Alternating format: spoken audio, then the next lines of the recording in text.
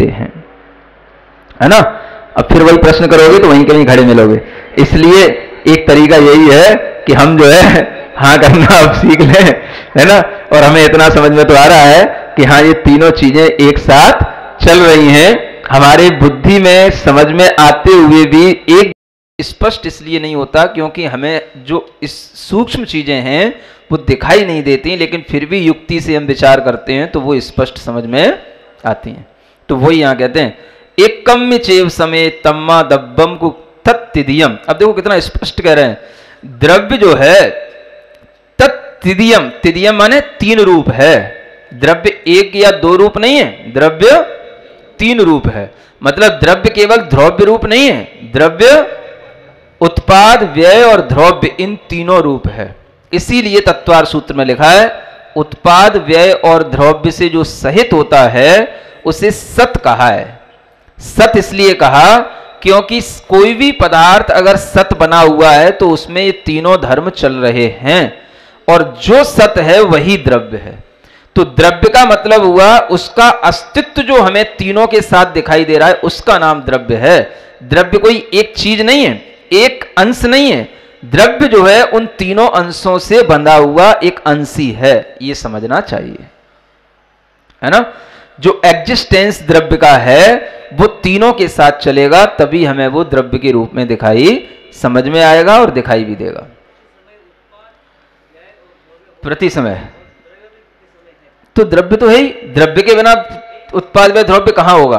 द्रव्य तो आधार है ना, उसी द्रव्य में तो प्रति समय उत्पाद व द्रव्य चल रहा है। जैसे अपना आत्म द्रव्य है तो आत्मा रूपी द्रव्य में ये जो पर्याय है मनुष्य की पर्याय, तो इस मनुष्य की पर्याय के ये तीनों धर्म चल रहे हैं, उत्पाद व्यय और द्रव्य, और आत्म द्रव्य के आधार से चल रहे हैं। क्योंकि आत्म द्रव्य में अगर आयु कर्म का, ये मनुष्य आयु कर्म का उदय नहीं होगा तो ये तीनों धर्म उसमें हमें दिखाई नहीं देंगे। समझ आ रहा है। तो ये द्रव्य के साथ में भी हम इसको समझ सकते हैं, इसलिए द्रव्य आधार और ये तीनों आधे। तो वही यहां बार बार उसी रूप में समझाया जा रहा है। इससे ये भी समझाया जाता है कि जब उत्पाद हो जाता है किसी चीज का, कोई नई चीज बन जाती है, तो ये नहीं समझना चाहिए कि वो द्रव्य कोई नया बन गया। क्या समझ आया। द्रव्य नया नहीं बन गया, नया क्या हो गया, पर्याय नई बन गई। द्रव्य में कुछ नहीं होता है, इसीलिए कहा जाता है द्रव्यार्थिक नय की अपेक्षा से द्रव्य न मिटता है न बनता है। समझ आ रहा है। हाँ, द्रव्य में कुछ नहीं होता है, पर्याय आर्थिक नय की अपेक्षा से ही द्रव्य मिटता है, बनता है, और पर्याय आर्थिक नय की अपेक्षा से ही उसमें वह ध्रुवपने का भाव बना रहता है। पर्याय आर्थिक नय की अपेक्षा से ही वो ध्रुवपने का भाव बनेगा। द्रव्यार्थिक नय की अपेक्षा से बस वो द्रव्य है, बस इतना कहेगा, द्रव्य है बस। द्रव्य में सतपना जो होगा वो द्रव्यार्थिक नय का विषय, बस अस्तित्व है, यही था, यही है, यही फिर है, बस ये अस्तित्व उसका द्रव्य का, द्रव्यार्थिक नय का विषय है। ये वही है, कुछ और नहीं है ना। लेकिन वो कुछ और क्यों नहीं है, क्योंकि उसमें ये तीनों चीजें चल रही हैं, इसलिए वो कुछ और नहीं हो सकता, ये वही है। तो उत्पाद व्यय और द्रव्य के साथ में ये तीनों पने की पर्यायों के साथ में वह द्रव्य का अस्तित्व बना रहता है। तभी जो है नई, कोई भी नया द्रव्य उत्पन्न नहीं होता, पर्याय ही नई हुए, पर्याय का ही विनाश है, पर्याय का ही उत्पाद है और पर्याय ही ध्रुव है, लेकिन द्रव्य वही है। ठीक है। कपड़ा, बर्तन,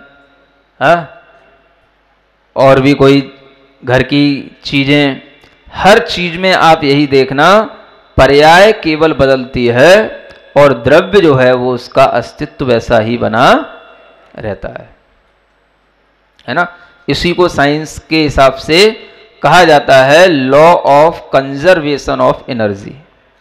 हाँ, एनर्जी कभी भी नष्ट नहीं होती है, जो जिस रूप में एनर्जी है वो उस रूप में बनी रहती है। अब चाहे वो उसको किसी भी रूप में माने, लेकिन वह एनर्जी का बस वो ट्रांसफॉर्मेशन मानते हैं। एनर्जी कभी भी नष्ट नहीं होती है। अब वो एनर्जी उनकी दृष्टि में जो कुछ भी हो, समझने के लिए अपन उसको समझ सकते हैं कि जैसे साइंस इस तरीके से डिफाइन करता है, वैसे ही यहां पर द्रव्य को पर्याय के साथ में कहा गया है। एनर्जी चेंज हो जाती है, इलेक्ट्रिक एनर्जी है, इलेक्ट्रोमैग्नेटिक हो जाती है, अनेक तरीके की मैग्नेटिक एनर्जी में भी कन्वर्ट हो जाती है। तभी तो कहीं से कोई भी पिक्चर यहाँ चल रही है, डायरेक्ट टेलीकास्ट चल रहा है, पूरे दुनिया में दिखाई दे रहा है, तो ये सब क्या है? ये सब जो है एनर्जी का ही ट्रांसफॉर्मेशन है। यहाँ से एनर्जी जाती है साउंड के रूप में, वहाँ जाकर के जो है वो इलेक्ट्रिक मैग्नेटिक के रूप में कन्वर्ट हो जाती है, फिर वो इलेक्ट्रिक रूप में कन्वर्ट हो जाती है, फिर जो है वो दूसरे रूप में सामने आ जाती है। ये सब पूरा एनर्जी का ट्रांसफॉर्मेशन चलता रहता है। तो इसी को आज की साइंस इस रूप में कहता है। लेकिन आचार्यों ने कहा है कोई भी द्रव्य हो, वह द्रव्य अपने उत्पाद व द्रव्य के साथ में निरंतर बना रहता है। पर्यायों में ही उत्पाद और विनाश उसके निरंतर उसके साथ चलता है। इसलिए द्रव्य तो जो था वही है, द्रव्य का कोई भी उत्पाद नहीं है। अब अपना सिर धुनाना बंद कर दो कि नई कोई चीज दुनिया में उत्पन्न होती ही नहीं है, हो ही नहीं सकती है। क्या समझ आ रहा है? हाँ, ना किसी का नाश हो सकता है, बस रूप नया है। जैसे आप लोग महिला मंडल के लोग नाटक करते हो ना, मंच पे नाटक करते हैं ना, तो महिला मंडल का कोई भी नाटक करने वाला क्या करता है? पर्दे के पीछे है ना एक पर्दा और लगा के रखता है, तो उसमें जो है अपना रूप चेंज कर करके आता जाता है। लेकिन नाटक करने वाला तो वही बना रहता है। वही पहले बूढ़ी माँ के रूप में आ गया, वही जो है जवान बहू के रूप में आ गया, वही बच्चे के रूप में आ गया, और करने वाला वो एक ही रहता है। क्या समझा? हाँ, अरहम योग द्रव्य है, उसकी मुद्राएं पर्याय हैं। देखो भाई क्या ज्ञान चल रहा है। हाँ ठीक है, कोई बात नहीं। शरीर में अनेक अनेक तरह की हम जो मुद्राएं बनाते हैं वो सब उसकी क्या है? पर्याय है। और द्रव्य क्या है? वो पूरा का पूरा समूचा द्रव्य एक साथ जो बना हुआ है वो उसका द्रव्य, उसी में सब पर्याय घटित होती रहती हैं, और उन पर्यायों के समूह से ही वह द्रव्य के अस्तित्व की सूचना मिलती रहती है। तो यही चीजें चल रही हैं, इन्हीं को हम घटित करें। हर समय पर ये द्रव्य गुण पर्याय हमारे दिमाग में रहें, ताकि हम समझते रहें कि हमने इस चीजों को सीख लिया है। उत्पाद द्रव्य व्ययशील त्रिलक्षणों से हो युक्त द्रव्य यह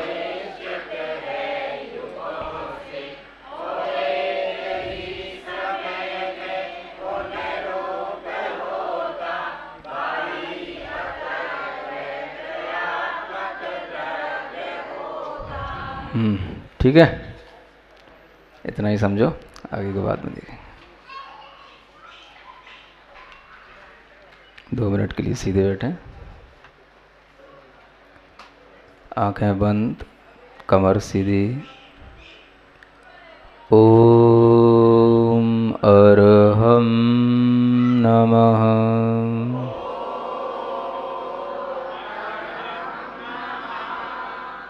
ओम अरहम नमः।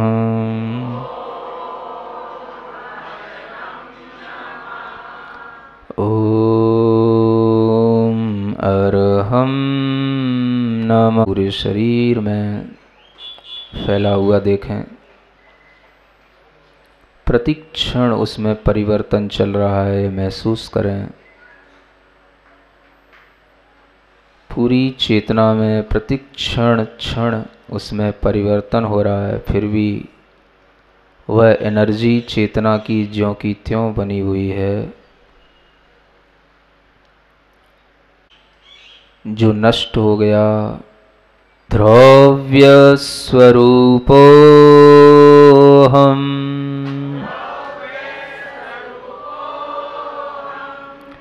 द्रव्य स्वरूपो हम,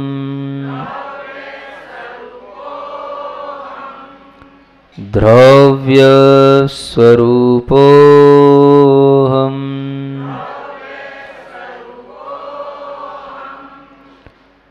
अखंड आत्मद्रव्योऽहम्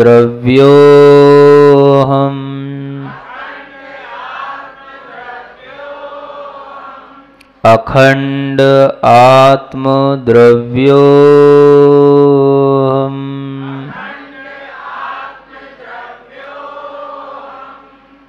उत्पाद व्यय रहितोऽहम्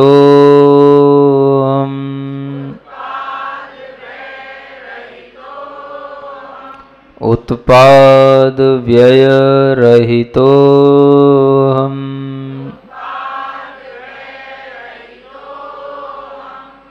सोऽहम् सोऽहम् सोऽहम् अरहम् अरहम्। प्रतिक्षण उत्पाद व्यय द्रव्य का परिणमन देखें।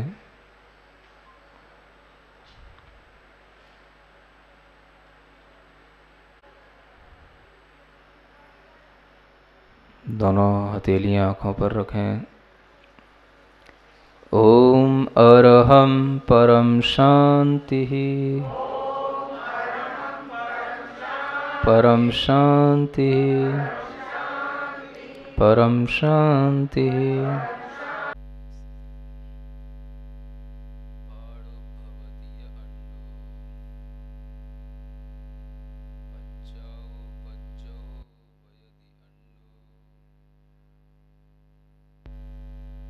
दव्वस्सतंपि दव्वं नेव पडट्ठं न ओपन्नं पाडो भवदीय अन्नो पज्जाओ पज्जो दव्वस्सतंपि दव्वं नेव पडट्ठं न ओपन्नं। इस गाथा में द्रव्य गुण और पर्यायों की जो चर्चा चल रही है उसी में यह शंका उठाते हुए कि जिसका उत्पाद हो रहा है उसी का विनाश हो रहा है और फिर भी वह द्रव्य बना रहता है, इस शंका का निराकरण करने के लिए इस गाथा का अवतरण हुआ है। कहते हैं पाड़ो भवदी यानी उत्पन्न होता है अन्नोपज्जाओ, अन्य जो पर्याय है वह उत्पन्न होती है। पज्जाओ अन्नो वयदि और अन्य पर्याय ही व्यय को प्राप्त होती है अर्थात नाश को प्राप्त होती है। किसकी? दव्वस्य द्रव्य की।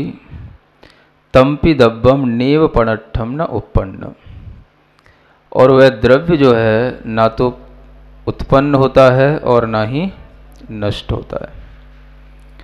यह द्रव्य गुण और पर्यायों का जो स्वभाव निरंतर यहाँ बताया जा रहा है, यह वस्तुतः अगर हमारे दिमाग में धारणा का विषय बन जाता है, बुद्धि में अवगाहित हो जाता है, तो हमें हमेशा किसी भी संसार की पर्याय को देख करके जो मोह उत्पन्न होता है, राग द्वेष उत्पन्न होता है, उस पर हम नियंत्रण पा सकते हैं। क्योंकि प्रत्येक द्रव्य का ये स्वभाव है कि वह पर्यायों को उत्पन्न कर रहा है और पर्यायों को ही नष्ट कर रहा है।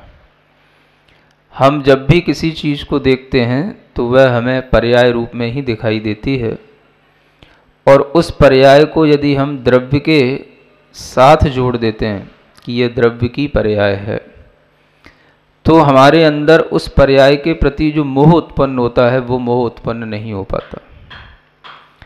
क्योंकि जब भी कभी हम पर्याय को केवल पर्याय के रूप में देखते हैं तो उस पर्याय का भाव ही हमारे दिमाग में रहता है, इसलिए हम उस पर्याय को ही अपना सर्वस्व समझ लेते हैं। जबकि सर्वस्व क्या होता है? उसका जो द्रव्य जिसके कारण से पर्याय निकल रही है। सर्वस्व तो वही कहलाएगा जो चीज के आधार से अन्य चीजें उत्पन्न हो रही हैं। जिसका आधार द्रव्य है तो द्रव्य ही उसका सर्वस्व हुआ, पर्याय उसकी सर्वस्व नहीं हुई। सर्वस्व वही चीज होती है जो सबके लिए देने वाली हो। जैसे वृक्ष है तो वृक्ष का जो वृक्षपना है वो सर्वस्व है उसका, क्योंकि वृक्ष जब तक रहेगा हमें फल मिलते रहेंगे, छाया मिलती रहेगी, उससे अनेक बीज मिलते रहेंगे। तो जो उसका वृक्षपना बना रहना है यही उसका सर्वस्व है। अब उसमें से जो हमने फल प्राप्त किया तो वो फल तो उसका सर्वस्व नहीं है। फल तो कुछ समय के लिए प्राप्त किया और वह फल वहाँ से उत्पन्न होकर के नष्ट भी हो गया, और हम देखते हैं कि उसी स्थान पर पुनः फिर से फल की प्राप्ति हो जाती है। तो द्रव्य के अंदर से जो पर्याय उत्पन्न होकर के नष्ट हो जाती है वह उस फल की तरह उत्पन्न भी होती रहती है, नष्ट भी होती रहती है। यदि उसका द्रव्य कायम रहेगा तो वो पर्याय को जन्म देता रहेगा। वृक्षपना उसका कायम रहेगा तो उसमें फल की उत्पत्ति होती रहेगी, कुछ ना कुछ उसकी पर्याय निकलती ही रहेगी। तो पर्याय सर्वस्व नहीं होती है, द्रव्य सर्वस्व होता है। सर्वस्व मतलब सब कुछ, सब धन के रूप में, संपत्ति के रूप में जिसको हम समझें वो क्या है? पर्याय या द्रव्य? द्रव्य होता है। लेकिन हम हमेशा पर्याय को ही सर्वस्व समझते हैं। अपनी बुद्धि में सब कुछ पर्याय ही होती है, और उस पर्याय के कारण से ही हम अपना आकलन करते हैं कि हम क्या हैं। द्रव्य से हम अपना कभी आकलन नहीं करते कि हम क्या हैं। तो वही चीज यहाँ समझाने के लिए है कि देखो, पर्याय का तो उत्पाद हो रहा है, पर्याय का विनाश हो रहा है। आप द्रव्य को देखें, जो द्रव्य का सर्वस्वपना कभी भी नष्ट नहीं होता, और वह पर्याय अगर उत्पन्न होकर के नष्ट हुई है तो यह भी उसका स्वभाव है, यह उसका धर्म ही है, उसका नेचर ही है कि वो उत्पन्न होकर के नष्ट। क्या समझ आ रहा है? आता है समझ में? कई बार आपको लगने लग जाता होगा महाराज द्रव्य पर्याय कितने दिनों से चल रहा है। हमें तो ऐसा लग रहा है कि कुछ भी नहीं चल रहा है। जब तक वो चीज धारणा में न बस जाए, जब तक हमें ऐसा न लगने लगे एक दूसरे को देख करके, समझ आ रहा है कि ये उसकी पर्याय है। हमारी धारणा में क्या आना चाहिए? इतना पढ़ना, इतना सुनना चाहिए हमको इस प्रकरण को कि हमारी धारणा में ये आ जाए कि ये उसकी पर्याय है। उसकी माने किसी की भी हो, लेकिन हमें कोई भी चीज दिखाई दे तो पहले हमें ये समझ में आ जाए कि ये उसकी पर्याय है। ये बात बाद की कि वो आत्म द्रव्य की पर्याय है कि अचेतन द्रव्य की पर्याय है, जड़ की है, चेतन की है, ये बात बाद की। पहले तो ये समझ में आया कि हमें जो कुछ भी दिखाई दे रहा है वो पर्याय है। जब आपके दिमाग में ये पर्याय के रूप में आने लगेगा तो आपको उसके पीछे जो द्रव्य छिपा हुआ है वो आपके ध्यान में आने लगेगा कि ये द्रव्य का परिणमन है, तो द्रव्य ही उसका सर्वस्व है। तो हम द्रव्य को कभी सर्वस्व नहीं मानते, हम हमेशा पर्याय को ही सर्वस्व मानते हैं। तो ये इस प्रकरण को पढ़ते रहने से, निरंतर सुनते रहने से ये इससे फलित होता है कि हमें दुनिया में जो कुछ भी दिखाई देगा वो हमें पर्याय का ही नाश है और पर्याय का ही उत्पाद है। दब्बम नेव पणट्ठम न उपपन्नम। द्रव्य ना तो प्रनष्ट होता है, माने नष्ट नहीं होता, और ना ही द्रव्य उत्पन्न होता है। तो जब हमें हर चीज द्रव्य की दृष्टि से शाश्वत दिखने लगेगी, हमारी धारणा में द्रव्य कभी भी नष्ट होने के भाव में नहीं रहेगा और पर्याय ही नष्ट होने के भाव में रहेगी, तो हमारी जो कर्ता बुद्धि भीतर बैठी है वो कर्ता बुद्धि भी विराम लेने लग जाती है। समझ आ रहा है? हर चीज एक दूसरे से कनेक्टेड है। स्वामित्व अगर हमने पर्याय को माना तो हम पर्याय के ही कर्ता बनते हैं, पर्याय के ही भोक्ता बनते हैं, क्योंकि जिससे हमारा स्वामित्व जुड़ गया हम उसी के कर्ता हो गए, उसी के भोक्ता हो गए। हमारा जब पर्याय से स्वामित्व जुड़ा तो हम पर्याय के ही कर्ता हुए। हम क्या कहेंगे? ये बेटा मैंने बनाया है। बनाया है का मतलब ऐसा तो कोई नहीं बोलता लेकिन जैसे ये भाव आया कि ये बेटा मेरा है तो इस बेटे को उत्पन्न करने वाला मैं हूं। समझ आ रहा ना? तो पहले स्वामित्व का भाव आता है।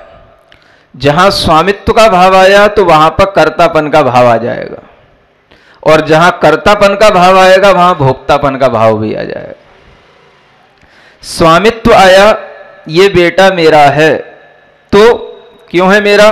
क्योंकि मैंने इसकी उत्पत्ति की है, मेरे से उत्पन्न हुआ है, तो मैं ही इसको अपने तरीके से इसका पालन करूंगा और इसका भोक्ता भी मैं ही हूं। अब भोक्ता से मतलब जो कुछ भी उसके साथ होगा उसका भोक्ता मैं हूं। उसको सुख होगा तो मुझे भी सुख होगा, उसको दुख होगा मुझे भी दुख होगा, तो उसके सुख दुख का भोक्ता भी मैं बन गया। चीज कहां से शुरू हुई? स्वामित्व से शुरू हुई, कर्तापन पर बढ़ी और भोक्तापन के साथ भीतर भोगी गई। समझ आ रहा ना? हर द्रव्य का भोग हमेशा ऐसा नहीं है कि इंद्रियों से जो भोगा जा रहा है वही भोग होता है। ये सबसे बड़ा भोग होता है जो मन का भोग चलता रहता है। समझ आ रहा?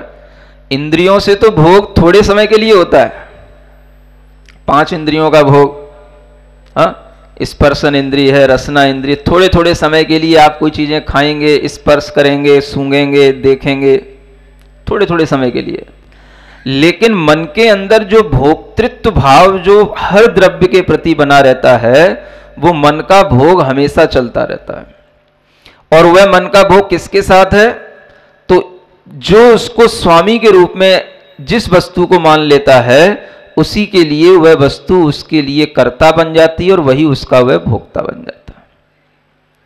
तो अनादिकाल से हर जीव हमेशा पर्याय को ही भोगता है, पर्याय को ही अपने स्वामित्व में रखता है और पर्याय का ही करता है। समझ आ रहा है?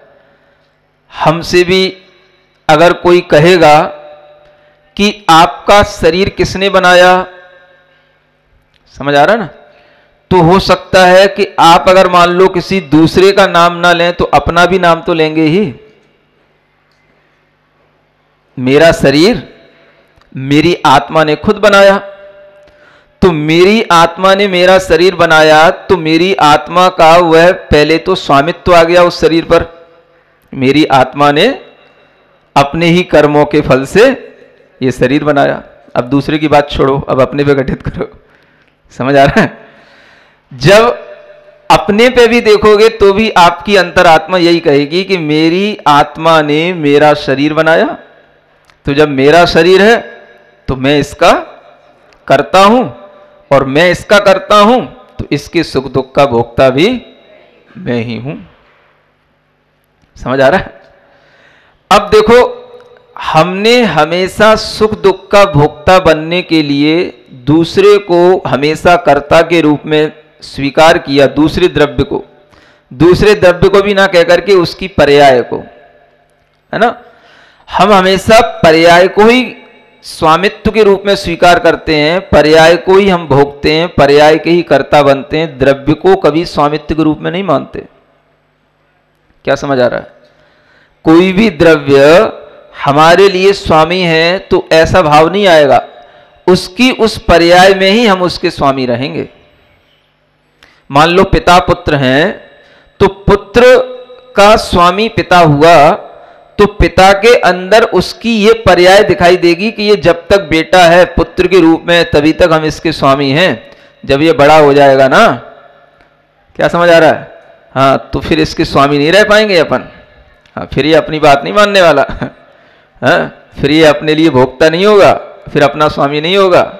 तो पिता को भी ये पता है जब तक ये बेटा है, छोटा है ना, तभी तक ये अपने स्वामित्व में है, अपने अधिकार में है, और जब ये अपने बराबर का हो जाता है तो फिर इस पर अपना अधिकार नहीं चलाया जाता, फिर कहा जाता है मित्रवत आचरेत।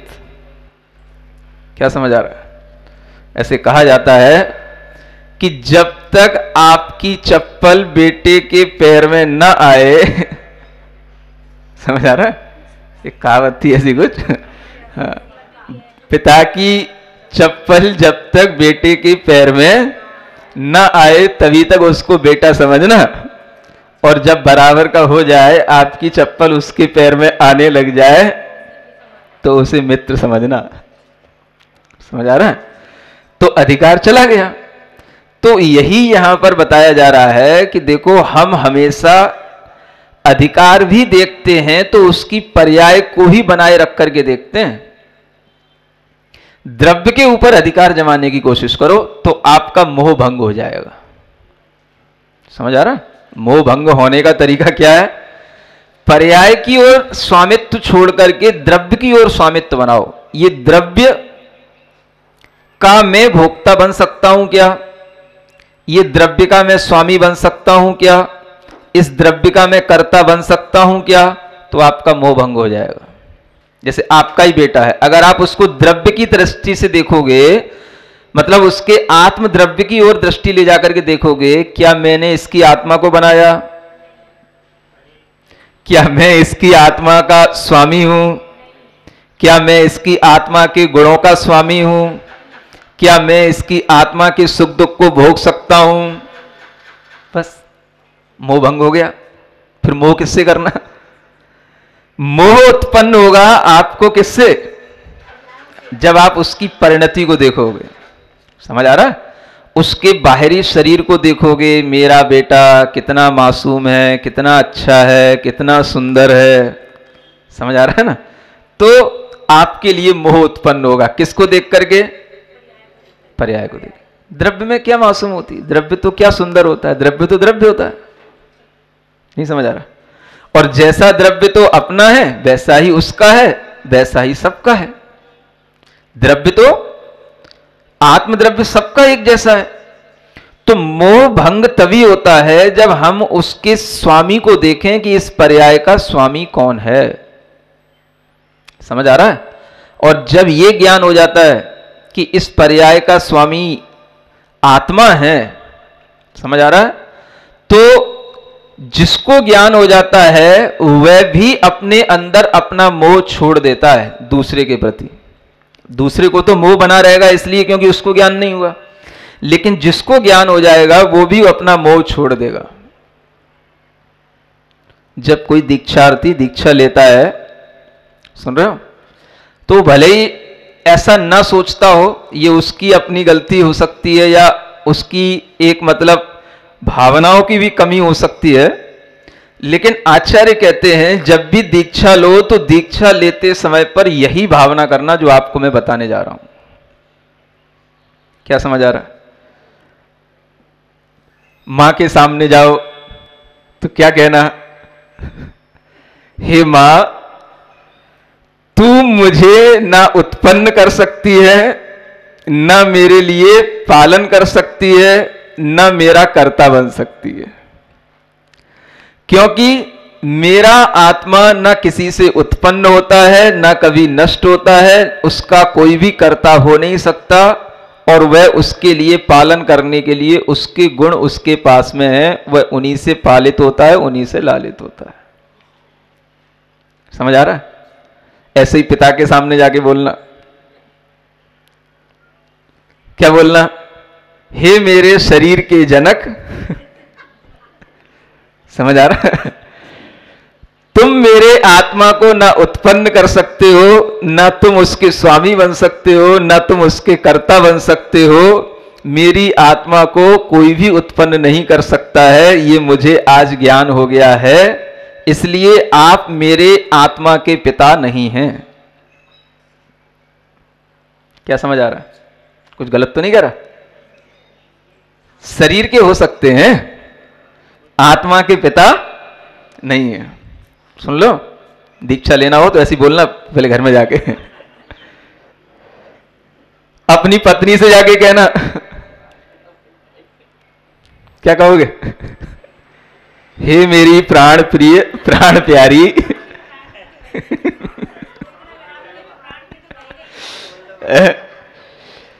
तुम मेरी आत्मा को कभी आनंद नहीं दे सकती, तुम मेरे शरीर को आनंद दे सकती हो, लेकिन मेरी आत्मा का आनंद तो मेरी आत्मा में है। उसका उत्पाद, उसकी उत्पत्ति तुम्हारे द्वारा कभी नहीं हो सकती।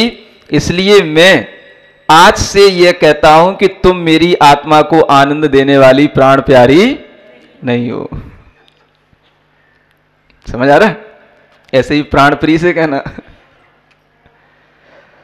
ये कहोगे तब आपके अंदर ये भाव आएगा कि हां, आपको कुछ ज्ञान हुआ है, इसलिए दीक्षा लेने जा रहे हो। समझ आ रहा है ना? ऐसे ही नहीं मन हो गया तो दीक्षा ले ली लेने के बाद भी ये ज्ञान तो आ जाए कम से कम। चलो कोई बात नहीं, ले ली कोई बात नहीं, लेकिन लेने के बाद आ जाए। है? ये भाव आए बिना कभी भी हम अपनी आत्मा के कल्याण के लिए दीक्षा लिए हैं, ये हमारी धारणा में आ ही नहीं सकता। समझ आ रहा है? फिर वो बात वहीं हो जाती है, हमने कुछ छोड़ा, कुछ ग्रहण कर लिया, और वह हमारे अंदर का जो भाव था वो कहीं से टूटा, कहीं पे जुड़ गया। समझ आ रहा? राग था, कहीं टूटा, कहीं जुड़ गया, द्वेष था, कहीं से हटा, कहीं जुड़ गया। लेकिन द्रव्य पर भाव रहेगा, आत्म तत्व पर भाव रहेगा, तो आपके अंदर ये ज्ञान रहेगा कि द्रव्य को कोई भी बनाने वाला नहीं है, द्रव्य को कोई भी नष्ट करने वाला नहीं है। इसलिए वास्तव में इस दुनिया में कोई मेरे आत्म द्रव्य का कर्ता नहीं हो सकता है। ये बात आपके अंदर जब आएगी तो हिम्मत अपने आप आ जाएगी। समझ आ रहा है?